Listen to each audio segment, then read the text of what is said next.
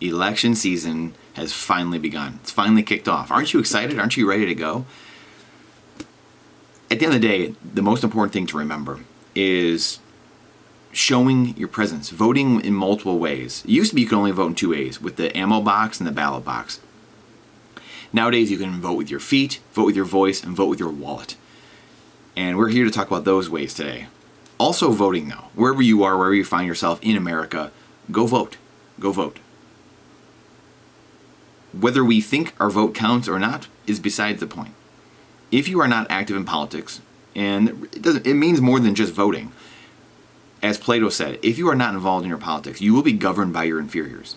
And the current political system that we find ourselves here in America is largely due to people not paying attention. Apathy and indifference, the two silent killers of freedom and liberty everywhere. As Jonathan Gruber pointed out over 10 years ago, of the Obamacare architect, saying the stupidity of the American voter and opaqueness is a key critical component of passing legislation. I'm paraphrasing, passing legislation. We had the video, a minute video, where he's in a conference room with people telling them about Obamacare. Hey, we rammed it down their throats. We had to get it passed. It was important that we won and got our way. And opaqueness is a great political tool, great political weapon to call stupidity the American voter. They just weren't going to pay attention to what was actually happening. As an adult, that should shake you to the core. As an adult, that should piss you off to no end. As an adult, you should immediately remove those people from power. But apathy and indifference and people caring about whatever's going on, the football game, the Kardashians, the bread and circuses, not getting off my lazy boy, things just being so good for people that they don't want to protest. They don't want to shake things up. They don't want to voice their displeasure. When in reality, if just 1% of people, just a couple of percent of people, 3% of the people stood up and just voiced their displeasure, things would change. We would reassert freedom and liberty. Again, when you do not stand up, evil is not standing. That is evil itself, by not standing in the face of evil, by just being apathetic, being indifferent, not using our God-given free will to... just think about this again.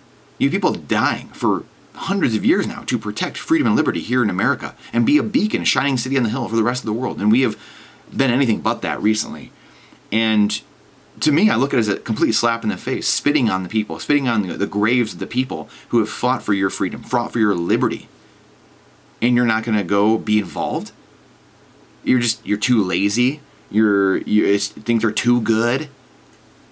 Think about what your children or your grandchildren are going to think. Think about what history says about you. Think about what eternity says about you. What happens when you get to the gates and God looks at you? And maybe I'm wrong. Maybe this doesn't happen at all. But what if it does? And God looks at you and says, I gave you these talents. I gave you this ability. I gave you life in America. And you did what with it? Oh boy, I shudder the thought. Not to sound all 1800s-ish, but holy cow, what are we doing? So being involved.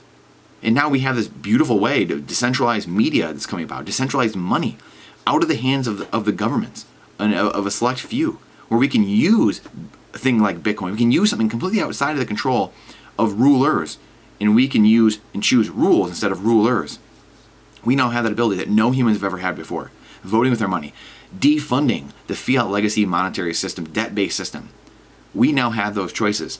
So the election season has officially kicked off, but remember what's important. Remember the goals, the freedoms, the liberty, that ironically, we will give ourselves more freedom, more prosperity, more abundance if we do the right thing. If we select people who are for freedom and liberty, for the Constitution, for the Bitcoin white paper, for the new liberty movement. There's no other way to say it. For freedom and liberty for 8 billion plus people. That's what the Bitcoin white paper is. It's the Bill of Rights 2.0. And we have that in front of us now. So don't take your eye off the ball. If Trump is lucky enough to somehow defeat the apparatus of what we've seen the last really 8 years, if he somehow makes it there and actually does that, can you imagine what the summer is going to look like? You thought 2020 was crazy with what was happening in Minnesota and the riots that were started and concocted, and then what you saw on January 6th. If you think that was bad, you just wait until this year. Just wait until the following year. Just wait. Just wait. We've been talking about this for a long time. Getting prepared, building community, talking to your ranchers, your farmers, your sheriffs, your friends, your family, people around you, and getting food, water, energy stored up, guns, ammo, firearms, security, getting some land. We've been talking about this for years. I stopped my professional hockey career in large part because I saw what was coming. I saw this very thing happening. Not Donald Trump being president or this exact scenario, but I saw the chaos that is right on our doorstep. Imagine if Donald Trump loses and the people that have been in the White House or the administration, the deep state, are left in power. Imagine that scenario. And also imagine a scenario where Trump makes it somehow past that apparatus of chaos and gets into power. Imagine what kind of chaos will ensue there. Don't get it twisted, both forms of chaos, but different chaoses they will be. We have ultimate freedom and liberty here on our doorstep. But if Donald Trump wins, that's not the end of the world, or the end of the story. We must continue on. We need decades of change. Right, our slide into collectivism has been 100 years in the making. We need to have radical change, and one is the monetary system, which can produce radical change almost overnight. And that's one of my great hopes, is not to not put in the work, because that's what we're doing here, we're putting in the work, but it's to hopefully not have to go 100 years of chaos and misery and despair, and hopefully make this a little bit quicker. Not the shortcut, the work's still needed, but to be diligent, and it's a decision. If you make a decision that you're going to use an equity-based money instead of a debt-based money that steals from you, things can begin to heal very quickly. So remember that as we now embark on this election season and what things are truly transpiring, get prepared, number one, because chaos is coming regardless. I hate saying that, but boy, do we have to look at our intuition, our gut, and tell us look at the past. Look at just the last 4 years. Look what's happened, and look what will happen going forward. Be prepared. Be prepared. Be involved in your politics locally. Go to your PTA meetings once a year or twice a year. Run for a board. Do something. Know the people in your area. Build coalitions. Build community. This is the time to do it now. The insurance buying time going forward, because things are only going to get crazier because we have abdicated. We've all abdicated our responsibility for decades. And the time is now. The time is now. Because if we do this and we continue this march towards freedom and liberty, again, it gives hope and prosperity and abundance for 8 billion people going forward. That's the difference. It's collectivism versus individualism. Collectivism always ends in disaster and death.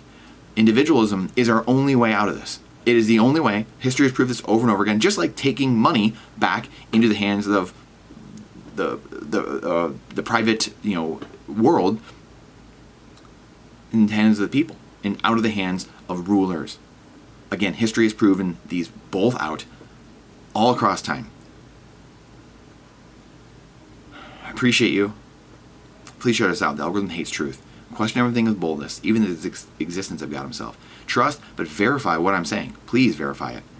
And this is not financial advice. It is freedom advice. I look forward to seeing you on the next one.